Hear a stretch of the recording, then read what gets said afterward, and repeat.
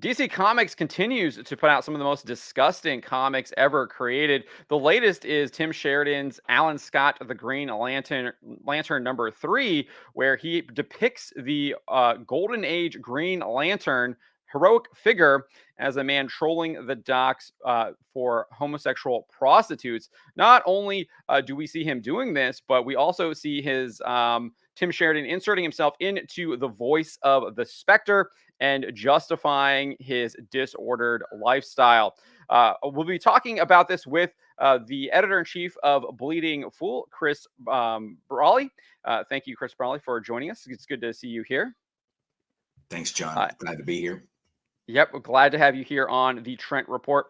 We are going to discuss this over on the article that I wrote up on That Park Place earlier today. Headline: Alan Scott, the Green Lantern writer Tim Sheridan denies he wrote Alan Scott purchasing male prostitutes. Unfortunately for Tim Sheridan, the comic shows otherwise. So obviously, this was brought to our attention by people like Ethan Van Sciver, who did a video about this earlier as well, and he goes through the entire comic and accuses Sheridan of having Alan Scott trolling for prostitutes. And you can see it right here, clear panel right here, where Alan Scott is in the red here, or I guess the brown, and then this prostitute is right here in this like kind of green and blue with the green hat on. And you can see the guy responding to him saying, "Scotty, right?" Obviously referring to him as Alan Scott. And then he says, "Yeah, I'm looking for someone." And then this guy says, "Aren't we all? But we either got to be quick or head to your place because the blues are out in force," obviously referring to the police. And then Scott asks, "More than usual?" And they say it's for our protection, like they suddenly want to save us. And then Alan Scott, "Save us from what?" So I think this is pretty clear that this is what he's doing. He's kind of trolling these docks for male prostitutes. Yeah, I do too. But I also feel like Tim Sheridan is not an honest um, deliverer of his message. It almost feels like if he's pushing back on the suggestion that these are prostitutes, it almost feels like maybe there was a little meeting in editorial where they said, well, now, is it okay that he's meeting these prostitutes? And he might have said, well, let's qualify that. They're not really, we never say they're prostitutes in the book. It could just be that this one lonely fellow down here, I think he's called Mikey. Yes. Alan Scott calls him Mikey. And Mikey apparently knows Scotty. Maybe they've hooked up in the past or whatever. Are we to believe that Mikey is just hanging out at the docks all day, waiting on another gay man to come along and spend some time with him and make him feel alive? I think that's what Alan Scott says elsewhere in the morgue, that one of the other prostitutes, sex workers, or whatever qualifier Tim Sheridan's using here. There it is. Yeah. A few moments we made each other feel safe and alive. Okay. I'm not sure what that. Yeah, I'm not sure what that's. Just to provide some context here, this is one of the other hookers that has been killed now. And so Alan Scott is kind of investigating a string of murders. It looks like it's a serial killer who is killing all of these gay hookers that have been at these docks. And so now he's on this case, and he knows this person because he buys these gay hookers at this at the docks there. And so that's the context of this panel right here. But you can see, as Chris read, these are Green Lantern's thoughts. He says, "Tommy was the first man like me that I met in New York. He was kind, a free spirit. Now and then, for a few moments, we made each other feel safe and alive," obviously referring to acts of sodomy that they were committing with each other. So I think that's also kind of what you were getting at there, right? They try and phrase things so it's up to quote unquote interpretation, or it can be they have what plausible deniability when it's very obvious exactly what they are truly doing, especially if you read the other first issue at least of this book, where it does show him engaging in acts of sodomy, so you kind of know exactly what it's being referred back to here. He's not really fooling anyone. Well, and it's sort of surprising too. I mean, it was one thing for She-Hulk to be promiscuous, right? So a promiscuous woman who would get with other men, depending on who was writing it at the time. I don't think necessarily that John Byrne wrote it that way, but I know Dan Slott certainly did. And I enjoyed those runs. for what they were at the time. But this promiscuity of meeting strange men, however Tim is trying to say this is or isn't, it's strange men hooking up in the 40s randomly, because even this first guy, Mikey, isn't quite sure he recognizes that fellow. So, I mean, they're not going out on dates. I typically remember women that I dated for any period of time and spent time with them and had discussions, and maybe there was some romance, maybe there wasn't, but this is clearly something else. I'm not sure what Tim's trying to say it is. And I think you're spot on. I think it's just what everyone else is reading it. We're not reading something into it. We're reading what it actually is, and it's male prostitutes. Exactly. Mm-hmm. So he's Otherwise, actually why would the boys in blue be coming down there? I mean, men talking down on the dock is legal. Prostitution is not legal. Right. I think he would probably argue that they're being beat up because that's where they know that gay men are, and that was illegal then, I think is what he would probably argue. But this is what he said here. He's responded to a couple people on X denying that they are prostitutes or sex workers. He says, "There are no sex workers in the book. Maybe you saw what you wanted to see. I hope you figure yourself out. Bless you." So he's mocking the person for making that picking up the obvious of what he's showing here. And then he would elaborate in another post here saying he's actually not a sex worker. They're at the Chelsea Piers between trucks parked under the West Side Highway, which was perhaps the most popular New York City cruising spot of the day. These are just ordinary men trying to meet. Think of it as the grinder of its day. So obviously, these are not ordinary men. They are men performing sodomy on each other. That is not ordinary. It is disordered. And I think this is just cover. I don't believe him. Yeah. I think these people are obvious prostitutes. The way it's drawn, it shows him like that he's a prostitute. The guy's just kind of like sitting there with his lighting his cigarette, like standing around waiting for another man to like walk by and like pick him up. I mean, this is how prostitution is depicted in almost all of our popular media. You can look at what is it, the Julia Roberts movie where she plays the prostitute, a Pretty Woman, I think. So I mean, a Disney movie, by the way, or I think it was Miramax, but owned by Disney, right? Right. So yeah, right. It was a Disney movie.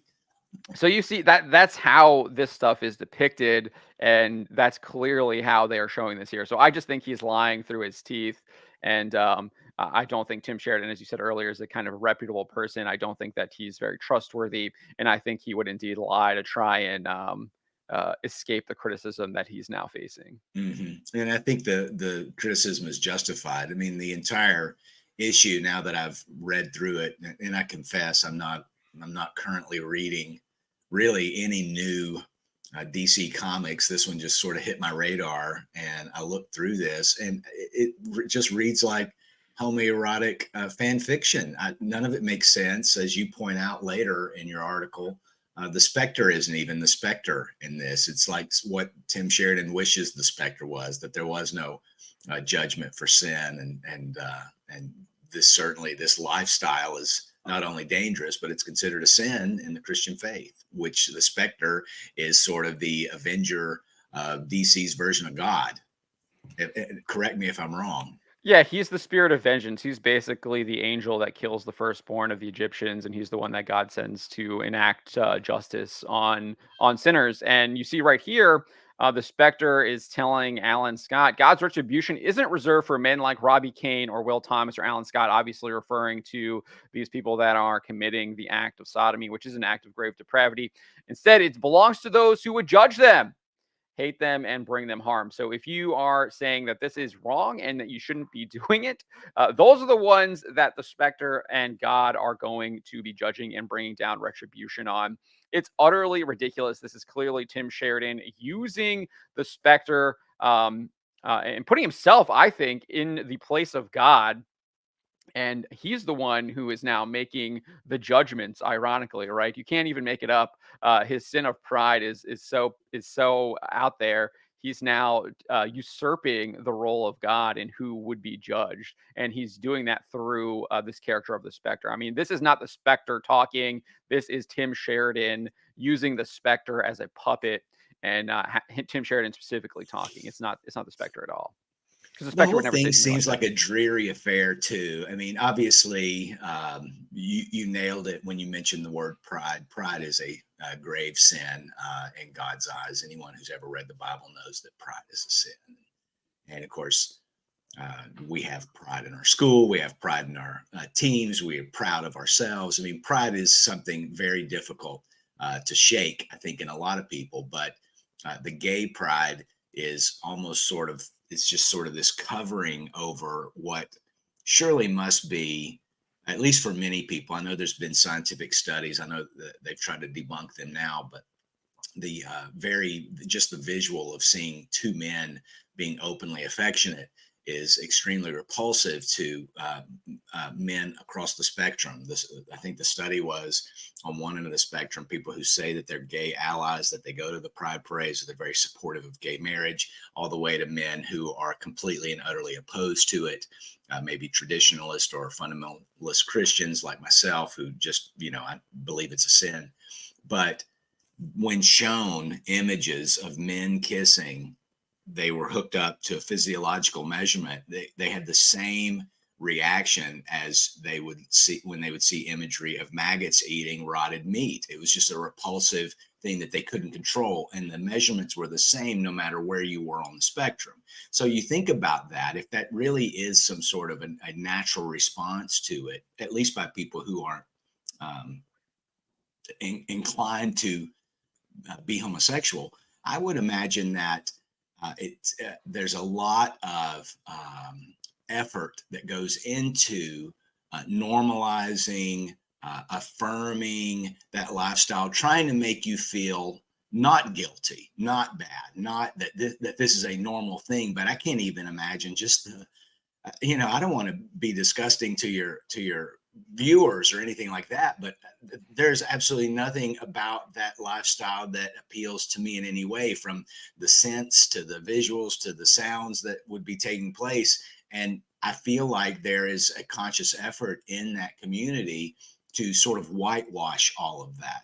There's no discussion of the dangers. There's no discussion of the health risks. There's no discussions of the fact that a high percentage of people who identify as homosexual were traumatized or sexually abused as a child. There's a lot of negative connotations and baggage with that lifestyle so it doesn't surprise me. I mean, you look there at Alan Scott on that image right there in the comic. I mean, he looks perpetually depressed or angry throughout this entire comic book. There's no joy here at all in the lifestyle at all. So, I mean, maybe that depiction is real, but this is just like you said, Tim Sheridan putting on a God puppet and saying, "You're okay, I'm okay, everybody's okay. You're not a sinner. God loves you just like you are." And I think even later on in the comic, it's like, "You couldn't love men if God didn't mean for you to love men," or something, to that effect. And I'm like, "Are you serious? What pulpit has he been listening to?" Yeah, There we go. you see the Spectre telling him right here, if God himself didn't want you to love, then how could you? And then obviously showing an image of him in the Loving. act of sodomy right there, Yeah. loving another man, quote unquote loving, because it's not really love. Well, loving, yeah, love making Yeah, or whatever they're doing. And I think yeah. Ethan Van Sciver pointed out this awkward man hug here. John, I might give you a hug at the end of having a meal. If we visited, it wouldn't last longer than half of one of those word balloons, if that. Uh, So this is yeah. all some sort of uh, homoerotic fan fiction. This just doesn't happen. I don't know that Batman and Superman have hugged this long. Somebody in the They comments might and have been a chat. Tom King book. I don't. Okay, maybe so. Well, Tom's got his own issues but bless him. Just like Yeah. Tim Sheridan to that Twitter user, bless you. Hope you figure things out, Tom King and Tim Sheridan. One of the things that I think you pointed out there is that not only do I think they're trying to normalize through this, but I also think he's working through his own guilt. He literally knows what he's doing is wrong, I think, and so Mm. he's using the Spectre to try and justify what his own actions, his own lifestyle as being something good, even though he knows that it is intrinsically wrong. And I think that goes back to what you're talking about with that test, where people are repulsed just by nature of it, and it is repulsive because it is disordered, it is unnatural, and this has Mhm. been common understanding for most of humanity up until maybe this modern time. And usually, when people do get involved in this stuff, bad things happen. You can look throughout the Bible, the Sodom and Gomorrah, obviously the most obvious, but I think you can also probably look to the flood and Noah and the kind of sins that those people were committing too. So Of uh, course. bad things Well, and happen I when don't you want start to, embracing this type. I wouldn't want to say that this sin is worse than, someone who's embracing pornography, straight pornography, or someone who is risking gambling away all their money, or someone who's lying every day to people. I mean, all sin is sin. I mean, so I wouldn't want to say, well, this one you're going to burn in the sixth level of hell versus this adulterer over here who's, I mean, it's all sin. I mean, God rejects it all, but I wouldn't want DC Comics promoting divorce or pornography for that matter. I mean, none of that is normal behavior. It's fleshly behavior. And of course, I don't know that comics needs to even tackle these sorts of subject matter. What happened to superheroics and entertaining the audience, particularly a wide swath of the audience? I think Wes Daugherty was pointing out just the incredible, he thinks they're obtuse, the editors on this, that maybe they don't know the characters, they don't know the history, they're just sort of letting Tim Sheridan do what he wants. But I think Shane Davis, or maybe it was you or Ethan, who was pointing out, no, this is part of an agenda. This is all intentional. What's going on here? This isn't them just going, oh, well, we didn't know that wasn't how the Spectre acts, or oh, we didn't know that Alan Scott used to have children and was a heterosexual man back before 10 years ago. So I think it's an agenda too. I mean, this is all very intentional, and I think that that is why Tim Sheridan's kind of covering for himself and trying to deflect accusations that these are male prostitutes or sex workers or whatever the politically correct term for them is these This days. is 100% an agenda. We have too much evidence to the contrary. I mean, look at how many characters that they've made gay in the past, 5 years? You can just stack them up, right? You've got Tim Drake, you've got Superman, you've got Harley Quinn, you've got Poison Wonder Ivy. I mean, Woman, I think, Wonder Woman. Supergirl. There might be Yep. Elseworld stories, but they're Yeah. exploring more homosexuality with superheroes. Well, that's how they originally got Alan Scott, right? It was a quote unquote Elseworld story, and then they Yeah. brought him in now to the Prime DC world, and now you've got this book here. So this is what they are doing. It is obviously an agenda. They are indeed trying to normalize this type of behavior. I think they know full well exactly what they are doing. I think this book shows that the evidence is right here, especially using a character like the Spectre to try and justify or maybe that's not the right word, but affirm, I think is what you used earlier, affirm this Mm-hmm. type of lifestyle. And it truly is despicable. Um, but I agree with you. I do think that DC and Marvel or anyone else shouldn't be kind of promoting this kind of degeneracy, whatever this obviously. And Sure. I also don't think they should be promoting divorce. I don't think they should be promoting adultery. I don't think they should be promoting any of that stuff. Instead, they should be promoting the stuff that used to sell like hotcakes. Good heroes doing Good versus good evil. things. Yeah, good versus evil. When the heroes are actually doing the good thing and fighting against evil, whether that is a greasy landlord who is trying to exploit his tenants and raise their rates to squeeze them out. That is indeed wrong, and it's right for the superheroes to oppose that, just as it is right for them to oppose someone like Doctor Doom trying to take over the entire world, or Darkseid coming in to destroy the planet and take it over. So Yeah. those things are what our superheroes should be doing. They should be fighting the good fight. Instead, we're seeing Spectre and Alan Scott here promoting sinful behavior and trying to show that as good. And this is exactly what they're trying to do to try and normalize this. Instead, we must combat this, and we must have our heroes actually doing what is right and just, rather than this obvious evil. I totally agree, John. And I think that I even sort of looked at this from from what if this was a heterosexual hero? What if this was, say, Wonder Man, right? And he learned that prostitutes that he had been sleeping with were being killed, and one at a time or whatever. And he had hooked up with all of them, and said in some romanticized way, well, in a way, I love them all, or something like that. That's still degeneracy. I don't want to see Simon Williams. I don't want to learn that he's out doing random hookups with strange women out on the street anywhere, in the car, or taking them back home or whatever, to avoid the police. I think it's what you call it, just it's degeneracy. And but that's sort of the MO these days. This sort of weird in between justification. Oh, this isn't evil. It kind of like Avi Green is a guy that contributes to Bleeding Fool a lot, and I discovered Avi's been he's been Comicsgate or fighting the degeneracy of comics for over a decade. As a matter of fact, I mentioned Comicsgate because he's the first person to use the hashtag back in like 2008 or 2009, right?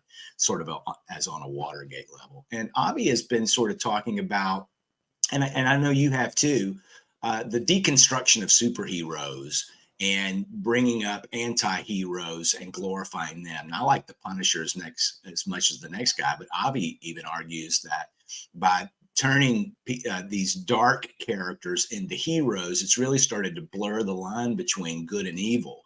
Now, I understand, obviously, that even people who are quote unquote sinners, or people who are not perfect and pure, do good things and can do heroic things. But in comic books, you've got such a limited amount of space to tell these stories, and they're meant to be, like you say, uplifting and inspiring type comic books, and it's just not that way anymore. I don't really know where to pinpoint when it all started, but I did want to ask you what you thought of the word balloon where where the Spectre says, it sounds like he's talking about Bob Kane, but it's Robbie Kane. Did you Oh, see that?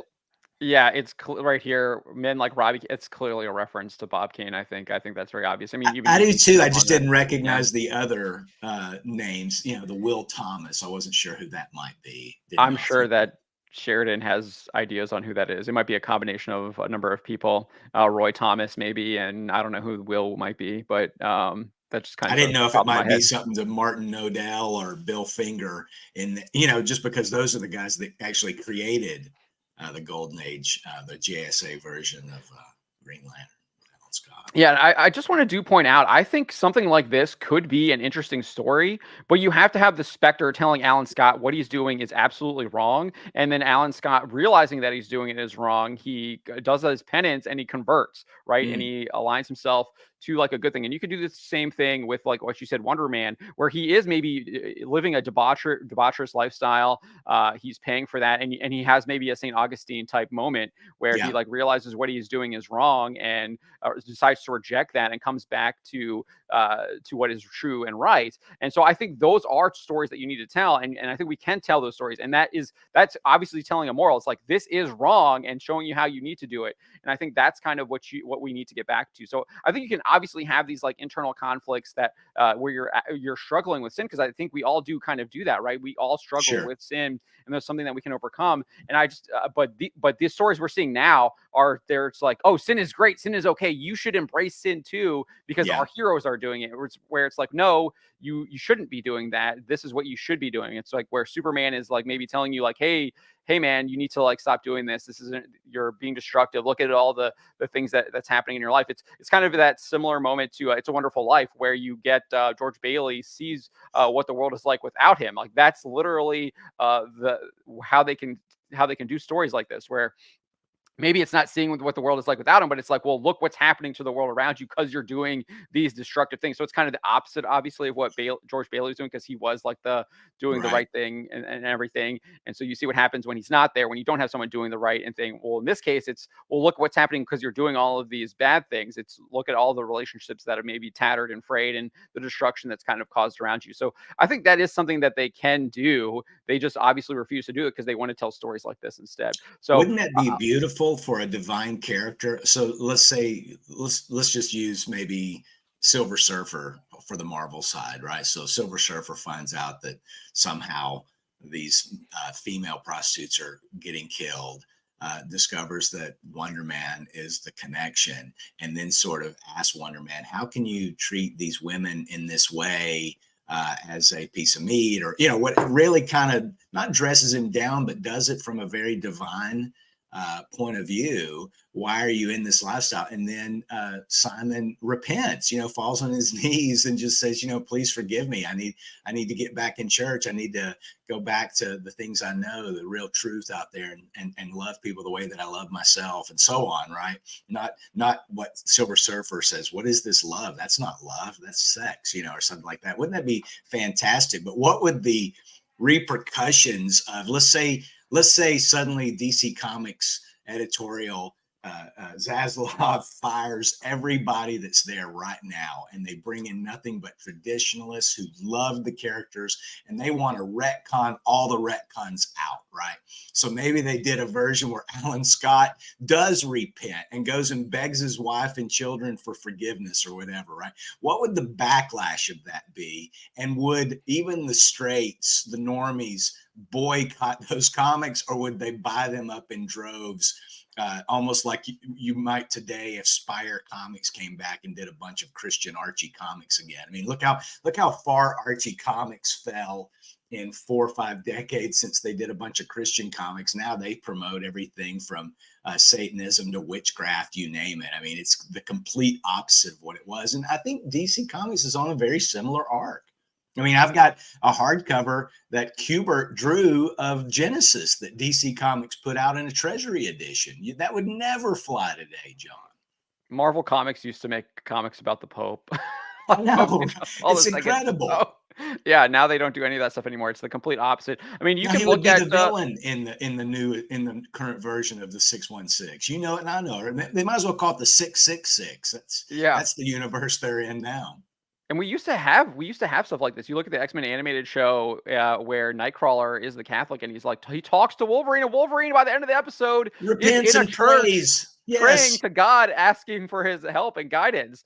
So these stories aren't out of the ordinary for these comics, and I definitely think we need to get back to that. I don't think Marvel and DC are the place to do that. Fortunately, we do have a bunch of indie creators that are doing this. So I think that's where the future is. And I think that Marvel and DC, as you said, they're going to follow the path of Archie and continue down. They're going to descend downward instead of ascending upward as if they were doing things that were true and just.